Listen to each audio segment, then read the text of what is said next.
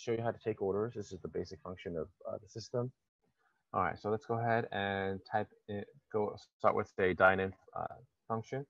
Now, dine-in to go functions are very similar.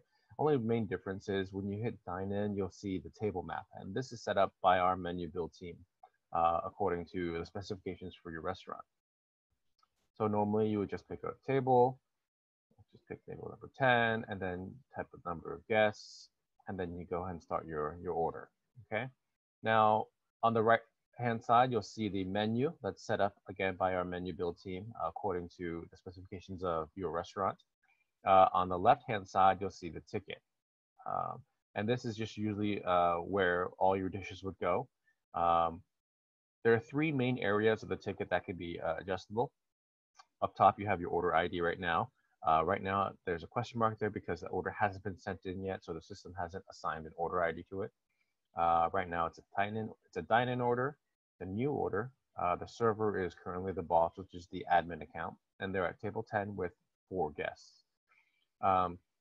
The functions to the right of the ticket right now, there's info. This is mainly used if you want to save any customer information, so you can type in phone number or a name.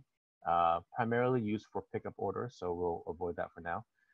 You can change the order type, so you can change it over to pickup, or I'm sorry, to go, or even pickup. So let's switch it back to dine-in for now. You can swap the table numbers, so they were at table number 10, but we'll move them over to table number 20 instead.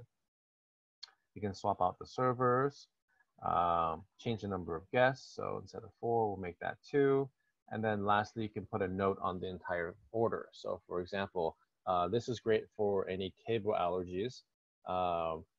So if there were peanut allergies or anything similar to that at this table, you can put that on the whole ticket, and whatever is being ordered will have that reminder on the kitchen ticket as it's being sent in.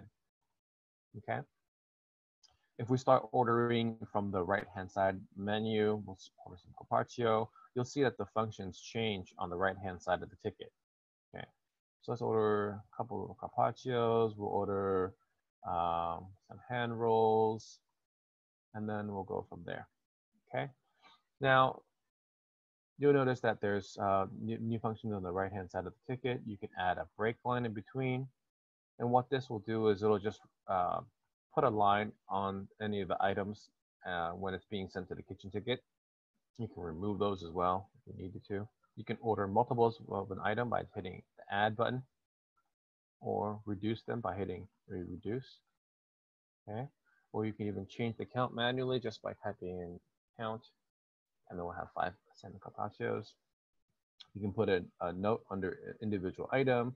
So say, for example, spicy tuna, we could put a note here and say extra spicy. Have more customization. You can also use any of the global modifiers. These are set up based on your restaurant. We hit modifier. So these on the right, left-hand side, you'll see there's the most frequently used requests, any meat substitutions, vegetable, rice noodles, and sauces. And these can be customized however you want to. So we can also put medium spicy, and this is kind of like a quicker way of customizing each of the items. You can even go ahead and add a fee to any of the items that are being customized. Okay. And then you can also adjust the price. Just select the item.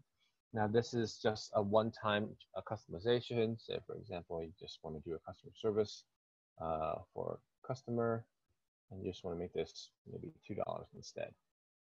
Okay, but anytime if you want to order that again, the prices are changed back.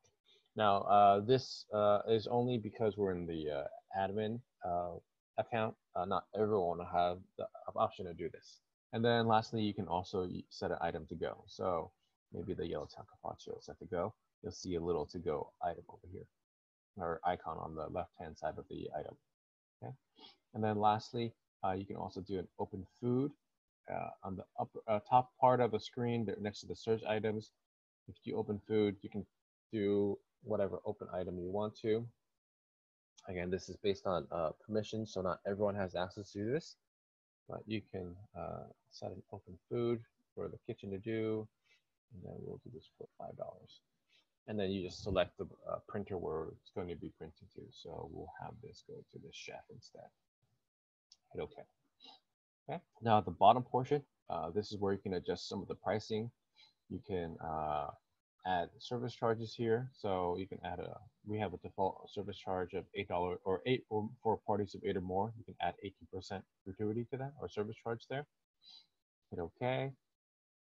You can also do a discount. So again, this will be something along the lines of a customer service interest. So for example, you can do like a 10% discount on one item, or you can do a discount on the whole ticket itself.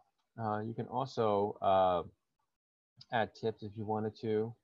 You can also have the order to be tax exempt. So if you hit tax exempt, that $8.87 tax gets erased. You can always put that back on. Now, once your order is ready, there are several ways that you can go forward from there. You can save this order, and that'll just save it. It won't send anything to the kitchen. You can settle right then and there. So if you're a quick service restaurant or something that does to go, you can just hit settle, and that will send it to the kitchen. And it'll also bring up your payment screen right away. This is the regular function. Just hit send. This will bring up our send menu. You'll see that there are several delay options over to the right-hand side. You can select items, like select all, or you can tap them one by one, okay? And what this will do is this will delay certain items from being sent to the kitchen printers until of a time that you designate. So for example, this yellowtail carpaccio, this is going to be to go. Maybe we want to give our guests a little bit of time to enjoy their meal before we have the kitchen prepare this. We can select the carpaccio, maybe hit a 20-minute delay, and you'll see that there's a 20-minute countdown that will start right here.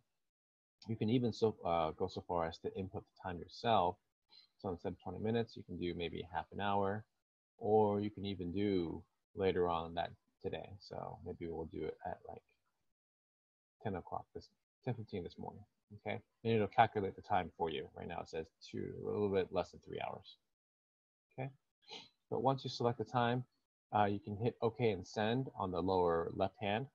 And what that'll do is just send the item through, and it'll send it to the kitchen printer. Now, print on the right-hand side, that will do both and print a receipt printer for you to give customers if you need to, if they want to do like a pickup order or if they're waiting for their order. But that's the one difference. You also see a red hold button on the very bottom, and that will just hold the item indefinitely until you're ready to send that item through.